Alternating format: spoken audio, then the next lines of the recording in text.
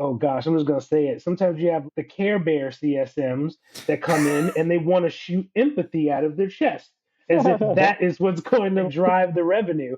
But the fact is, like, empathy is valuable. It can, in fact, help to drive it, but it's not, you don't just do it by shooting out rainbows.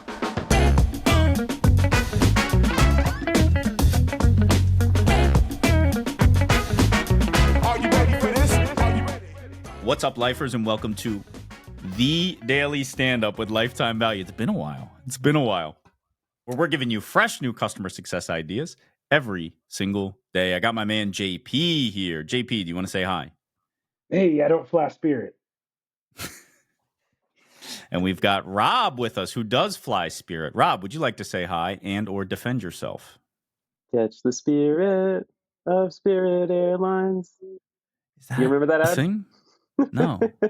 Did you make it up? First time I've ever sung on this show, so that's good. No, I didn't make that up. And we have Emily with us. Emily, can you say hi, please? Hi, and since we're in December, I'll say happy holidays. Cardinal sin. We do not date the podcast. What if we want to hold this until the 4th of July? Oh, my goodness. Okay, forcing our hand. And I am your host. Consider me forced. My name is Dylan Young. Emily, thank you so much for being here, and thank you for being excited. Can you please introduce yourself? I can. I'm Emily. I only read instructions that are written, not verbal. I have been leading customer success teams at startups for the past 10 years or so. I'm really excited to be here and share lessons and things that I'm passionate about. And we are excited for you to be here. If you don't know, we do one thing and one thing only on this podcast, and that is we ask the question, what is on your mind when it comes to customer success? So, Emily, can you please tell us what that is for you? Driving revenue.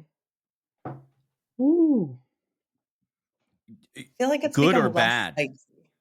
Oh, good. Good. Okay. Well, what about it exactly? Are you doing it well? Not doing it well? Are you finding challenges? Do you have any tips about how to do it best? Yeah, so I think that if you really think about the last 2 years or so, this has been a huge conversation in customer success, and I feel like people's perception of it has evolved a lot. I think early on customer success, it was like, how can you distance yourself from revenue? We are training, adopting, enabling, showing value, all these kind of buzzwords, which in the end should all lead to revenue, retaining, or growth anyway. But people really didn't want to like overtly make that connection.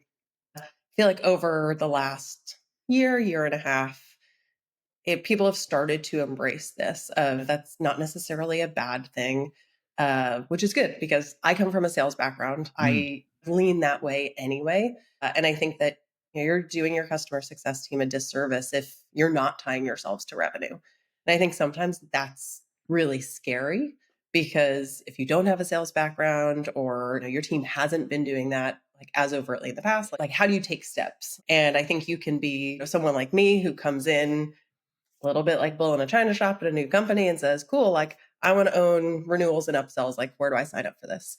Or you could say, okay, we own training and we own adoption. And how can we actually start to more directly tie the things that we're doing to the outcome? And maybe that is, hey, if we do, 3 of these key trainings during the year, that actually increases our retention rate by X amount. If you don't own the direct revenue number, whether that's renewal or upsell or cross-sell, it's a little bit harder. It's a little bit more work on you to tie some of those metrics. But I think super critical now, especially as companies are looking at CS to be that revenue retainer and revenue growth driver. So you answered my question, which was, are you okay if they don't own the revenue number, but they own the leading indicators that most directly influence revenue? And I think what it sounds like you're saying is you've got to understand the method by which you impact the dollars that your company is receiving. Basically. Exactly. Cool. And Rob. you have to be the one to tell that story. Yes, fair enough. Okay, Rob, why don't you jump in here? This came up recently because I recently instituted with a client, and this is not a new CS team, but a new process. Pipeline reviews. Seems like something somewhat straightforward, but they hadn't done it before. But a pipeline review of upcoming renewals and upsells. And it was really interesting just to see in practice, like how we could put a meeting on the calendar that has been longstanding with the sales team and an age-old practice. And it started to force their hand to start to not just become aware of what the revenue is, where you could come into a meeting and say, here's the revenue that's at risk, here's the revenue that's up for renewal, here's the revenue that's expansion opportunity, but then also force the vocabulary around that too. In this team's example, they're like starting to geek out about this. So they're starting to study like their customer acquisition costs or CAC. They're studying their CAC to LTV ratios and their payback periods on revenue. And it's been so cool to see how it can explode and excite a team when you actually embrace this. To get there, though, obviously, I think we all have a degree of hesitation around the fact that it's like novel material, right? So with most teams, like I end up, I don't know, recommending just starting with the basics around playbooks, scripting, and objection rebuttal documentation, like the tactical documentation you can use around revenue conversations with customers. But I think also, if you could build a whole culture around revenue, there's a huge opportunity and upside here for a lot of teams that hasn't been tapped, even though it might seem intimidating for some of us to start. JP, I know this is a conversation you've been having a lot lately at work here in our little universe. So tell me what you think about what Emily has to say, or maybe the questions that it presents for you. Well, where my mind immediately went was, that conversation we had the other day where Emily, basically, Dylan and Rob had expressed this favor for people who had sales backgrounds coming into CS. And where I led in with that was to zoom out a bit even more, this word strategic that has been much maligned, I feel like, right? It's almost like redundant to say like a strategic CSM because that's what we should be doing. So I think like that simple statement of drive revenue, there's actually a lot in there. So that process of driving is something that I think a lot of salespeople are very comfortable with, which is why when they can come into customer success, that can be very much an asset. And I think that there's, oh gosh, I'm just going to say it. Sometimes you have the Care Bear CSMs that come in and they want to shoot empathy out of their chest as if that is what's going to drive the revenue. But the fact is, like, empathy is valuable. It can, in fact, help to drive revenue, but it's not, you don't just do it by shooting out rainbows. When people are looking at a P&L chart or whatever, kind of, they want to see how this is happening. So that's why I say two of those things are important, because you want to be driving, and then towards what?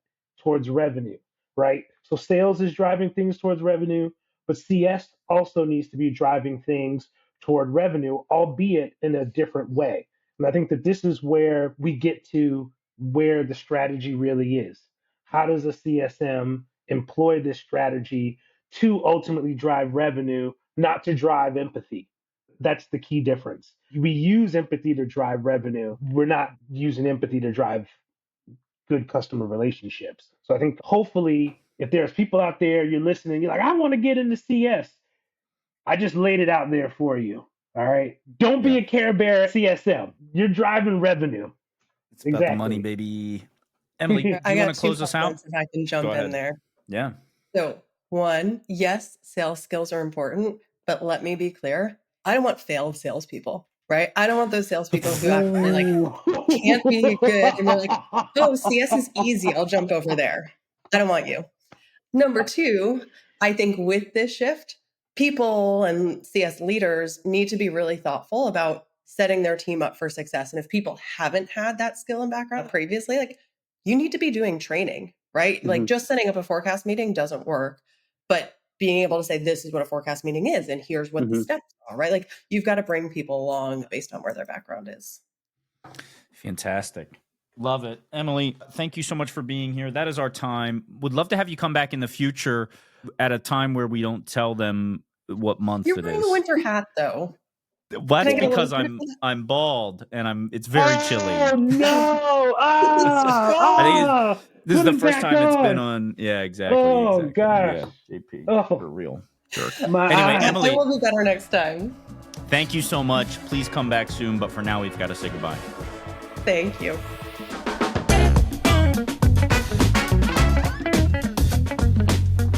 You've been listening to The Daily Stand-Up by Lifetime Value.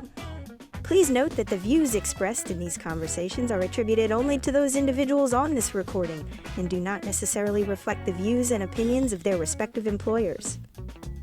For all inquiries, please reach out via email to dylan@lifetimevaluemedia.com. Find us on YouTube at Lifetime Value and find us on the socials at Lifetime Value Media. Until next time.